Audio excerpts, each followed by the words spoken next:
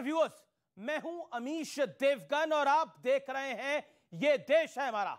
इस हफ्ते ये देश है हमारा में अतीक प्रेमी ब्रिगेड पर चर्चा होगी, संवाद होगा, क्योंकि माफिया अतीक और अशरफ की हत्या के बाद कई लोग इनकी शान में कसीदे पढ़ रहे हैं।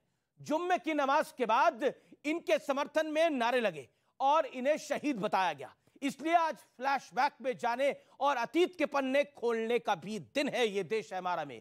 और यकीन मानिए ये पन्ने खुलेंगे तो कई नेताओं की सियासत यानी पॉलिटिक्स एक्सपोज हो जाएगी, क्योंकि एक सामान्य से टांगे वाले का बेटा किसी इत्तेफाक से यूपी का माफिया नंबर 1 नहीं बना, बल्कि इसके पीछे माफियागिरी और राजनीति का जबरदस्त मिश्रण था, कॉकटेल था। और इस कॉकटेल के दम पर 44 साल तक एक माफिया नियम कानून को इसकी बदौलत रौंदता रहा।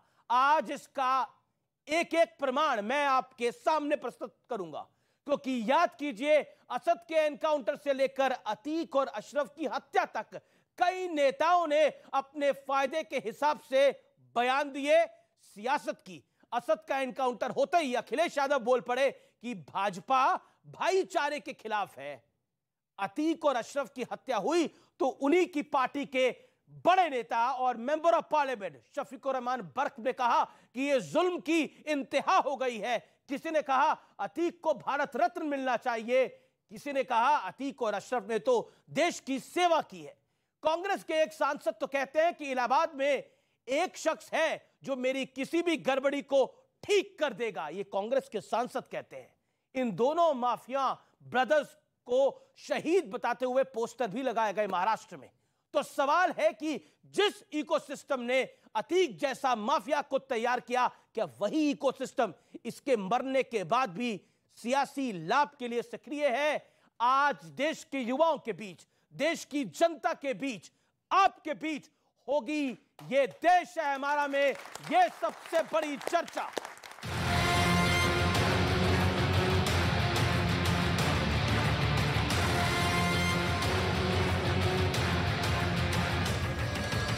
मोदी कहाँ है? ये तो पीछे से लगा के आगे खड़ा किए गए ड्रामा है ये।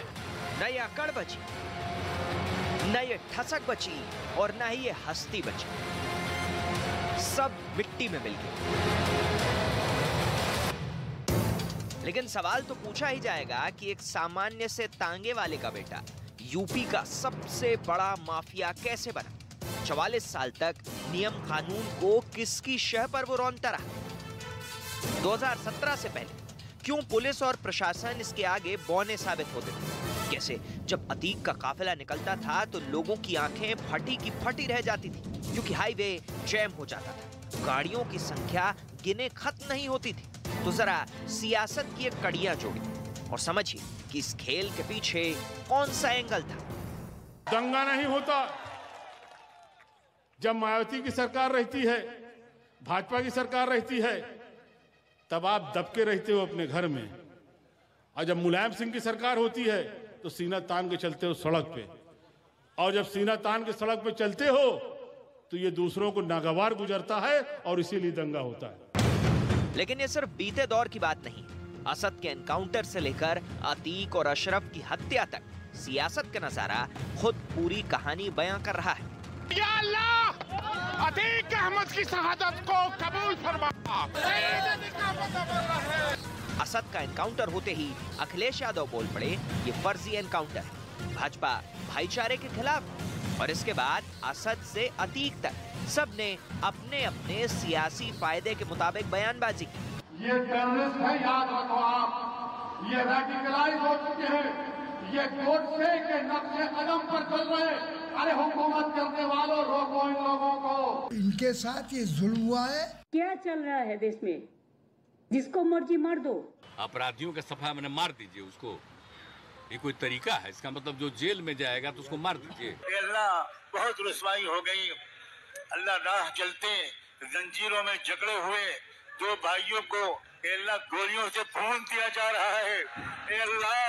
अल्लाह, इन मजलूम मकतूलों की मग़फ़िरत फरमा, इनकी शहादत का मुकाम अता फरमा, इनकी जिंदगी भर की गलतियों को माफ फरमा, और जिन्होंने इनको मारा अल्लाह बदतरीन सजा अता फरमा। इसके बाद कांग्रेस के सांसद इमरान प्रतापगढ़ी का वीडियो भी आया, जिसमें इमरान प्रतापगढ़ी और अतीक का एक दूसरे के लिए भाईचारे वाला प्रेम खूब छलका।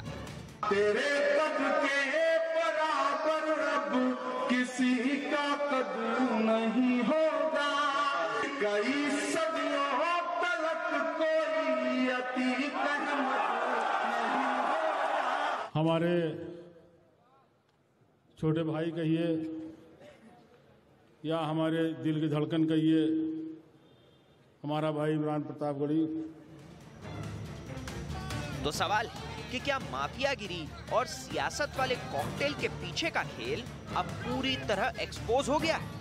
आज इसी सवाल पर जनता के बीच होगी सबसे बड़ी बहस। और व्यूअर्स, आगे बढ़ने से पहले, अपना पैनल इंट्रोड्यूस करने से पहले मैं आपको तस्वीरें दिखाना चाहता हूं।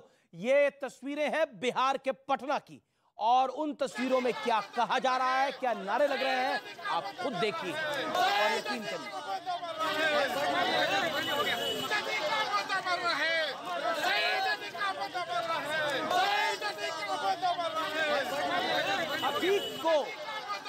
अतीक अहमद को शहीद बताया गया है, और पटना में फ्राइडे की नमाज के बाद ये नारेबाजी हुई है। मैं जनता की राय लेना चाहता हूं, क्या शहीद है अतीक अहमद?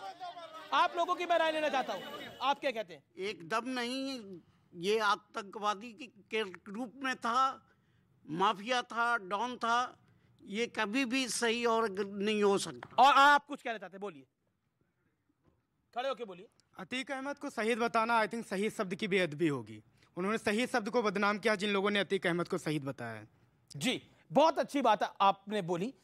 मैं शुरुआत करता हूं, मेरे साथ राकेश त्रिपाठी है, प्रवक्ता भारतीय जनता पार्टी के। जोरदार तालियों से उनका स्वागत करिए। अवनी जय अवस्थी है, राजनीतिक विश्लेषक, उनका अभिनंदन है। राजकुमार भाटी हैं, प्रवक्ता समाजवादी पार्टी के। शादाब चौहान हैं, प्रवक्ता पीस पार्टी के। अनुज अत्रे हैं, कांग्रेस पार्टी के। आप तमाम लोगों का अभिनंदन है। मैं इस चर्चा की शुरुआत आपसे करता हूं। शादाब चौहान, क्या आपको लगता है कि अतीक अहमद शहीद थे? कौन शहीद था, नहीं था, ऐसे बहुत से लोग हैं, ये लोगों के जज्बात हो सकते हैं। ऐसे बहुत से लोग हैं, लोग नथुराम गोडसे की भी पूजा करते हैं, वो देश का आतंकवादी था। आप क्या मानते हैं अतीक अहमद को? वो भारत के पूर्व सांसद थे, उन्होंने अगर कुछ गलत किया तो अदालत ने उनको एक मामले में सजा दी, और अगर बाकी केसेस में, उनके बहुत सारे केसेस में उनको बरी भी किया कि राजनीतिक द्वेष में कार्रवाई की गई। लेकिन जो उनके साथ 45 केस उन पे चल रहे थे, 45 केस ट्रायल उन पे चल रहे थे, और एक मामले में सजा क्या? एक मर्डर क्या होता है? एक मर्डर क्या होता है? मतलब कोई बड़ी बात थोड़ी। अगर 100 केसेस में से एक में सजा हुई, बाकी 45 ट्रायल पर है, बाकी में बरी किया गया, इसका मतलब यह है कि अगर उन्होंने कुछ किया, शहीद थे कि नहीं है? हमने शहीद कब कहा? ये तो फैसला अदालत करती है। आप कहते हैं जो पटना में नारे लगे वो गलत थे? पूरी बात मुझे मुकम्मल करने दीजिए कि पटना में जो हुआ, या जो इनके मिनिस्टर ने ट्वीट किया कि न्याय हो गया, जश्न मनाया गया युवा मोर्चा द्वारा, भाजपा के जो कोल्ड ब्लडेड मर्डर का समर्थन कर रहे थे, ये टेररिस्ट एक्ट था। बीजेपी अपनी नाकामी के लिए, छिपाने के लिए कि लॉ एंड ऑर्डर संभाल नहीं पा रहे हैं, तो क्या करेंगे? ये लिस्ट जारी नहीं करते हैं, खाली एनकाउंटर करेंगे, मजहब देखकर करेंगे, क्योंकि राजनीतिक लाभ इस समय पे हो रहा है। इन्हें क्या था कि दूसरे एनकाउंटर्स को कवर अप करना था, इसलिए किया गया। असद का एनकाउंटर अगर फेक नहीं था तो इंक्वायरी में पता चल जाएगा सामने क्या हुआ। दूसरी बात, पुलिस की मौजूदगी में अगर लोग गोली मार दे रहे हैं गुंडे, और वो जय श्री राम का नारा लगा रहे हैं, तो रेडिकलाइजेशन नहीं है, ये मिट्टी में मिला दूंगा तो शब्द। जो पुलिस को भी गोली चलानी चाहिए। मैं वही बता रहा हूं, जो जय श्री राम का नारा लगाया गया, ये मिट्टी में मिला दूंगा वर्ड का रेडिकलाइजेशन है। अगर कोई कह रहा, मैं तो जनता से कहूंगा कि ये लोग अगर मजहब देख करके हम पर हमला कर रहे हैं, एनकाउंटर्स किया जा रहा है, गलत हो रहा है और मर्डर किया जा रहा है, तो 2024 में लोकतांत्रिक तरीके से जवाब दीजिए। नारेबाजी की जरूरत नहीं है, लोकतांत्रिक तरीके से भाजपा को हटाइए। हमारा सीधा संदेश है कि जब भाजपा हटेगी तो इस तरह की हरकत नहीं होगी। कोल्ड ब्लडेड मर्डर नहीं होगा। भाजपा हटेगी तो अतीक जैसे और पैदा हो जाएंगे फिर? नहीं, पहले से है, नहीं पहले से मौजूद है। राकेश त्रिपाठी वो कह रहे हैं कि 2024 में भाजपा को निपटा दीजिए, बाकी सब हम निपटा देंगे। बड़ा आश्चर्य होता है कि ये सोच कहां से लेकर आते हैं। आप अपराधी का मजहब के आधार पर बचाव करने का प्रयास करेंगे?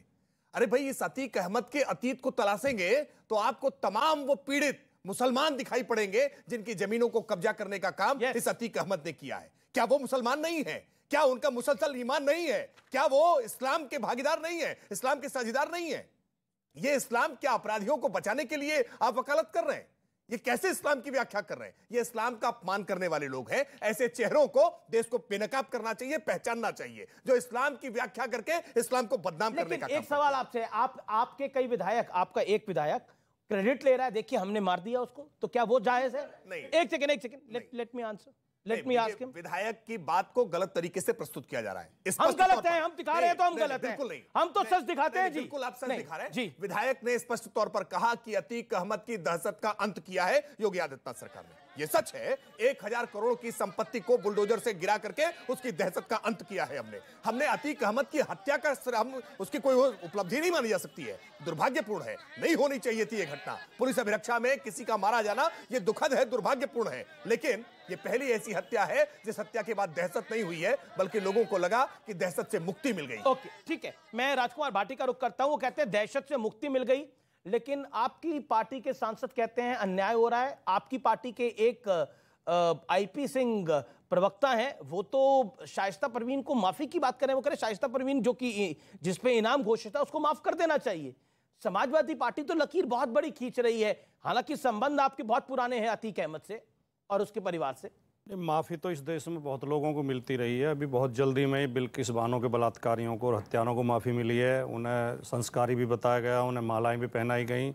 अभी नरोदा पटिया का फैसला आया है, उसमें तमाम लोग बरी कर दिए गए हैं, कोई दोषी नहीं है। नरोदा पटिया में जो इतने लोग मरे थे, घर जलाए गए थे, प्रॉपर्टी 20 साल की जांच के बाद फैसला दिया। कोर्ट उसी आधार पर फैसला देता है जो तथ्य कोर्ट में पेश किए जाते हैं जी, और तथ्य पेश करती है पुलिस, और पुलिस कहीं ना कहीं से कंट्रोल होती है। हमने ये भी देखा इस देश में कि संसद के अंदर खड़े होकर लोग रोए थे कि पुलिस मुझे मार देगी। कभी जब विपक्ष में रहते हैं तो पुलिस इतने खराब हो जाती है, जब कुर्सी पर बैठ जाते हैं तो फिर पुलिस को सब कुछ करने का अधिकार है, पुलिस ठोक दे फिर मार दे। ये देखिए, मैं एक बहुत गंभीरता से कहना चाहता हूं कि देश भावना तो आप से। भी आईपी सिंह के साथ हैं कि शाइस्ता को माफ कर देना चाहिए? मैं किसके साथ हूं मैं अभी बता रहा हूं जी। देश भावना से, आक्रोश से, उन्माद से नहीं चलता, भावनाओं से, जज्बात से नहीं चलता। देश गंभीरता से चलता है। देश के बारे में हमें गंभीर चिंतन करना चाहिए। कि मैं कई बार आपके शो में कह चुका हूं, बहुत चैनलों पर कह चुका हूं, अतीक अहमद आपराधिक प्रवृत्ति का था, उसके खिलाफ मुकदमे थे, उसे सजा भी हुई, कई मुकदमे चल भी रहे थे, लेकिन पुलिस कस्टडी में किसी को मार देना ये कानून व्यवस्था पर प्रश्न चिन्ह है, और उस पर खुशी मनाना। उसको कोई डिनाई नहीं कर रहा, नहीं, डिनाई लेकिन किया जा आपके रहा है। नेता कह रहे हैं कि जो इनामिया बदमाश है उनको भी माफ कर देना चाहिए। क्यों? डिनाई किया जा रहा है, डिनाई भी किया जा रहा है, उस पर श्रेय भी लिया जा रहा है, उसका क्रेडिट लेने की कोशिश भी की जा रही है। और लोगों को देखिए, हमने खुद देखा है कि लोग डाकुओं के गीत अपनी गाड़ियों में बजाते हैं, जो डाकू ये जो बिहार में हुआ जायज लगता है आपको? और डाकुओं का समर्थन करते हैं। पिछले 24 फरवरी को उमेश पाल की हत्या हुई जी, 2 हमारे पुलिसकर्मी भी शहीद हुए, जिसको पूरे देश को दुख है, सबको दुख है, जिनका नाम ही किसी को याद नहीं। सरेआम बम बरसा के, गोलियां बरसा के सड़क पे हत्या कर देगी। जितनी हायतोबा असद के एनकाउंटर के बाद मची, जितनी हायतोबा इस हत्याकांड के बाद मची, क्या मैं पूछ रहा हूं आपसे, उन 2 पुलिस वालों के लिए किसी ने ट्वीट किया था? उन 2 पुलिस वालों के लिए किसी ने ट्वीट किया था तो बताइए। सरकार के खिलाफ जारी होगी, उसे बीच में काटा जाएगा। देखिए, आपको बीजेपी के खिलाफ, आप पिछले 10 सालों से बीजेपी के खिलाफ ही बोल रहे हैं, हमारे चैनल पे आ रहे हैं, आप अपनी बात रखिए ना। फिर भी जबरदस्ती बोल देते हैं, आप तो कोशिश करते हो ना बोल पाए। हम क्यों कोशिश करेंगे जी, आप करिए ना, अपनी बात रखिए। सरेआम हत्या की गई, उसके बाद 4 लोगों को पुलिस ने ठोक दिया, गोली मार दी। उसके बाद फिर ये 2 अपराधी पुलिस कस्टडी में ठोक दिए। फिर उसके बाद वहीं प्रयागराज में 3 बम और फटे किसी वकील के घर के सामने, और कई हत्याएं हुई हैं। एक लड़के के मेरठ में विशु गुजर की आंखें फोड़ दी गई, गोलियां मारी गई। बलिया में छात्र नेता को मार दिया गया, विवेक यादव को। क्या इसको मान सकते हैं कि कानून व्यवस्था बहुत दुरुस्त है और उत्तर प्रदेश में रामराज आ गया है? और कह के ये पेश किया जाता है कि अब माफिया खत्म कर दिए। एक अतीक अगर खत्म हुआ है तो 3 और शूटर भी नए बदमाश पैदा हुए हैं, जिसके लिए सरकार जिम्मेदार है। ठीक है, जवाब लेते हैं। ओके, अभिषेक अवस्थी, कोई राम राज्य तो आया नहीं है। अमीश जी, पहली बात तो एक बात बता दूं कि ये कहा जा रहा है ना कि ये एक नैरेटिव की बहुत गलत हुआ। पुलिस अभिरक्षा में पहली बार ऐसा नहीं हुआ। जेल के अंदर, जेल में तो कभी किसी के पास नहीं होते, हथियार नहीं होते। जेल के अंदर गैंगवार में एक कैदी दूसरे कैदी को मारता है, यहाँ एक अपराधी ने दूसरे अपराधी को मारा है। एक सेकंड बीच में नहीं बोला था मैं, आपके बीच में नहीं बोला था, उसके उधर जाके निंदा करो आप। बात बड़ी साफ सी है कि ये इस तरीके के लोग, अतीक अहमद जैसा व्यक्ति जिसके शान में गजलें गाई जा रही हैं, कौन उससे, सिर्फ हिंदू या मुसलमान नहीं, हर एक व्यक्ति बिना मजहब को देखे हुए, बिना वर्ग को देखे हुए, बिना जाति को देखे हुए वो रंगदारी करता था, वसूली करता था। असद के बाद आदित्य राणा मरा, आपको मालूम है किसी